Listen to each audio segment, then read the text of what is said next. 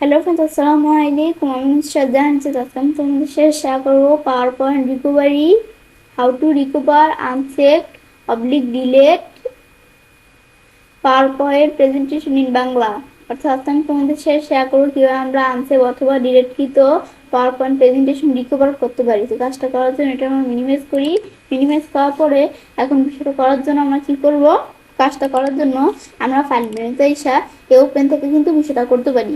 তো এই recent presentation থেকে আমি যদি নিচ দিকে আসলে এই যে দেওয়া আছে রিকভারি আনসেভ আমাদের এখানে প্রেজেন্টেশন, এখানে ক্লিক করি।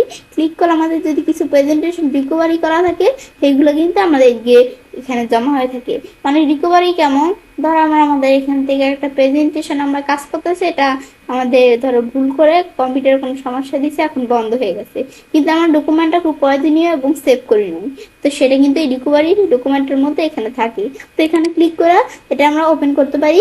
বা এভাবে ছাড়াও আমি যদি ফাইল মেনুতে এসে ইনফোতে আসি, এখানেও কিন্তু অপশনটা দেওয়া আছে ম্যানেজ ভার্সন।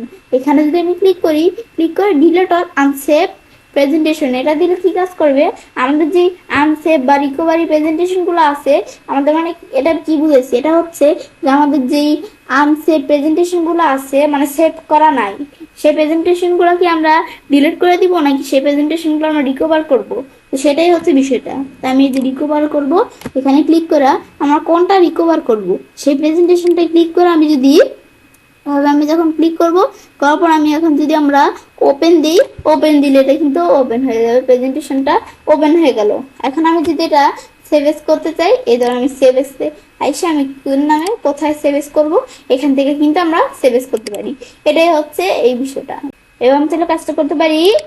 এবার আমরা খুব সহজেই আনসেভ অথবা ডিলিটকৃত পাওয়ার পয়েন্ট প্রেজেন্টেশন রিকভার করতে পারি। ফ্রেন্ডস, আমার আজকের ভিডিও তোমাদের ভালো লেগে থাকে তোমরা চ্যানেলটি সাবস্ক্রাইব, লাইক করুন, সবার সাথে শেয়ার করবে।